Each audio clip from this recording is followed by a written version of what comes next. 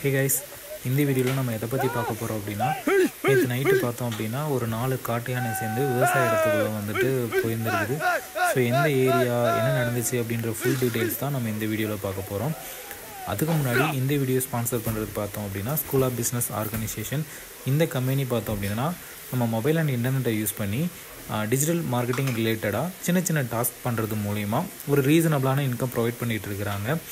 Further detail தெரிஞ்சுக்கணும் அப்படின்னா டிஸ்கிரிப்ஷனில் அவங்களோட காண்டாக்ட் நம்பர் இருக்குது. அதுக்கு வாட்ஸ்அப் பண்ணி உங்களோட டவுட்ஸு, கம்பெனி பற்றின கொஸ்டின்ஸ், ஒர்க் பற்றின கொஸ்டின்ஸ் எதுவாக இருந்தாலும் கேட்டு ஃபுல்லாக கிளாரிஃபை ஆனதுக்கப்புறம் உங்களுக்கு ஒரு தெளிவு கிடைச்சதுக்கப்புறம் அவங்களோட பிளான்ஸு எல்லாமே உங்களுக்கு பிடிச்சிருந்தா மட்டும் நீங்கள் ஜாயின் பண்ணிக்கலாம்.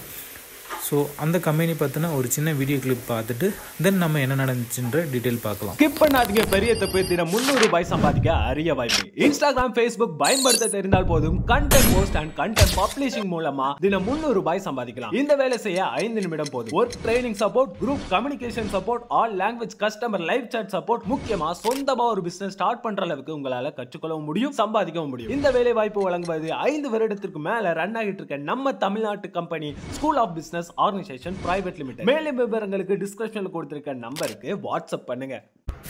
கைஸ், ஆக்சுவலாக எஸ்டேட் பகுதியில் வேலை செய்கிறவங்களுக்கு அவங்க வேலை செய்கிறத தாண்டி அவங்க எல்லாத்துக்குமே கொஞ்சம் இடம் வந்து விவசாயம் பண்ணுறதுக்காக வந்துட்டு கொடுப்பாங்க.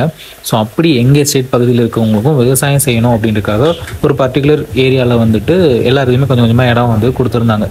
ஸோ அங்கே வந்து விவசாயம் வந்துட்டு இப்போது என்ன சீசன் அப்படின்னா பட்டர் பீன்ஸ் போட்டு விவசாயம் பண்ணியிருந்தாங்க. ஸோ அங்கே என்னாச்சு அப்படின்னா நேற்று நைட்டு கிட்டத்தட்ட 4 காட்டு யானை சேர்ந்து அந்த ஏரியாவுக்குள்ளே வந்துட்டு வந்திருக்குது.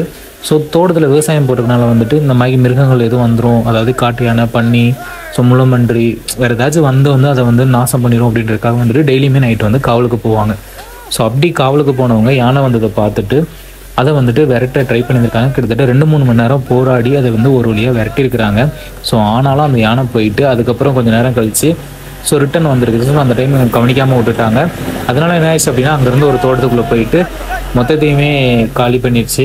அவ்வளோ பெரிய யானை வந்துட்டு தோட்டத்துக்குள்ளே போயிட்டு வந்தாலே வந்துட்டு ஃபுல்லாக வந்து சாஞ்சு விடாது. பட்டர் பீன்ஸோட பார்த்தோம் அப்படின்னா நம்ம வரிச்சு குத்தி கொடி ஏற்றி விடுறது. ஸோ அது மொத்தமே சாஞ்சு போச்சு. ஸோ மிகப்பெரிய இழப்பு ஏற்பட்டிருக்குது.